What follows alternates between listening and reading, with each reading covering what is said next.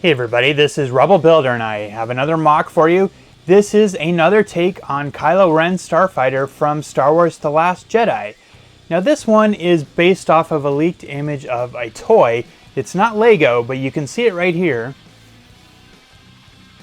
And I believe it's a Hasbro toy or something. And you really can't see a whole lot of the ship, mainly just the rear of the ship, and that's all I had to go off of this time. But Kylo Ren's ship is rumored to be one of the Lego sets we're going to get in September on Force Friday. And so I wanted to take a stab at doing the ship again. This is my second take on it. In case you haven't seen my other version, at this point we're calling the first version kind of the concept version of Kylo Ren's Starfighter. And this one we believe is going to look much more closely how it will look in the film. This one is much more of a mix between Vader's TIE Advanced and a TIE Interceptor. If you really take a good look at that image, the thing that really jumped out at me is the wings seem much more elongated. It looks more like a compact, stretched out version of a TIE Interceptor. So that's where my kind of inspiration started. I wanted to do something different than just kind of building my normal TIE Interceptor design.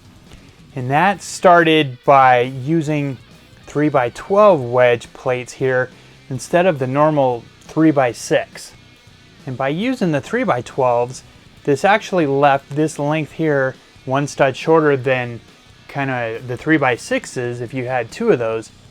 So that made this 5 studs wide, which I liked. It was a little shorter here, and that's kind of where I started building off of. And so the next section was the middle here. And this was the next thing my brain grabbed a hold of, is I wanted to make this 3 studs wide instead of 4 or even 6. You know, again, giving it a much flatter, sleeker look. And then you go back to the back of the section here. Now this is kind of a shape similar to Vader's TIE Advanced, where it kind of sticks out and it's sloped in the back. You can see I used red along here. Part of that was just to kind of break up the color. Maybe these are kind of where the engines are. I don't really know. It would have been cool to use transparent red there. But I had to play with this, and I wanted to keep it relatively thin. And that also presented a challenge using this technique here, hooking into the wings. Now here for this connection, I'm using the same technique I learned from the First Order Special Forces TIE Fighter, which is really just a combination of clips and then some bars on the inside.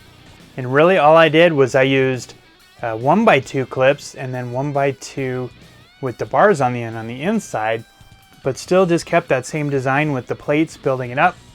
So it really grabs hold and makes a pretty strong connection. Now for the cockpit section here, I was really just left up to some creative license. I don't know what this is going to look like. You know, maybe it's more of a ball section here like Vader's TIE Advanced. But I was still kind of inspired, or had kind of in mind that look of the concept fighter where it's much more cylindrical and sticking out. And I really kind of had this idea in my head when I was building the previous version that I wanted to kind of make it a little more sleek, a little more thin, a little more short.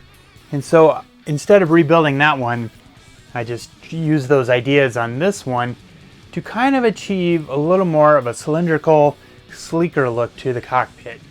And one aspect here that I did is I have this kind of curved section here. These are 1x2 curves on the side and then 1x2s here. It really almost gives it a round look going around the front there. And that's a technique I learned on my TIE Defender. And these pieces here in front, these are just those transparent red Bionicle eyes. Those are not spring-loaded shooters. Nothing actually fires on this thing. You can see the leading edge of these wings here, just using some grills and the sloped grill piece there, just trying to throw in some detail. But I didn't want to get too greebly with this one. I wanted it to look sleek, and judging by the picture I was looking at, you know, that's kind of what they were going for as well. As we take a look at the front here, you can see just how sleek and thin the cockpit section looks. I'm really happy with that. And you can see how thin these connector sections look. You know, this is where I struggle with you know, what do I want to do versus I'm trying to actually create a MOC built on that image.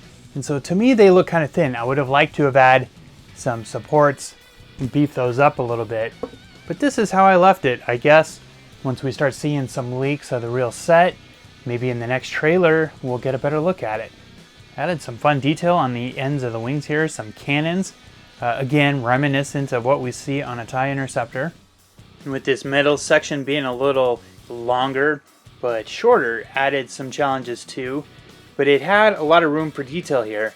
And there's also another cannon here mounted on the side, which you can clearly see in that picture. But just added some grills. You know, it's kind of hard not to overdo those grill pieces. They really do add some great detail. And these little sticker pieces on the round tiles here, you know, that's from the First Order Special Forces TIE Fighter. We'll take a look at the top of the cockpit here. You can see I've got some 2x cheese slopes on the top. And a little detail, you know, again, grills and some 1x round plates. But again, I didn't want to go overly detailed on this. But there is a hinge here. This guy lifts up to access the cockpit. It's always challenging to give you guys a good look at the cockpit here. But I did it a little different this time. You can see I've got the 2x cheese slope in there with that Star Wars kind of Imperial sticker on it. And then I used a couple of black battle droid arms and a couple of, you know, these little pieces in here just to kind of act as controls, just to do it a little different than, you know, the standard battle droid body cockpit. One thing I did want to do with the cockpit here, though, is make it big enough so that Kylo could sit in there and still keep his cape on. And you notice he's got the long cape here, which is what Darth Vader has. That's another rumor that we're going to see in The Last Jedi. Alright, so there it is, my second take on Kylo Ren's Starfighter from Star Wars The Last Jedi. This was a fun build. I really enjoy these MOCs, you know, just kind of going off very little source material. And it's a blend of making it up as you go versus trying to really dig into what you see in these images. But I'm happy how this one turned out. I can't wait to see some of the leaked images and really get a good look at what this is really going to look like. And when the set does come out, assuming they do release a set, I'll do a comparison between this one, the set, and my concept fighter version. And as always, I want to hear what you guys think, so leave me a comment down below. Let's have a discussion. Let me know if you have any questions about this, and I just want to hear your thoughts in general.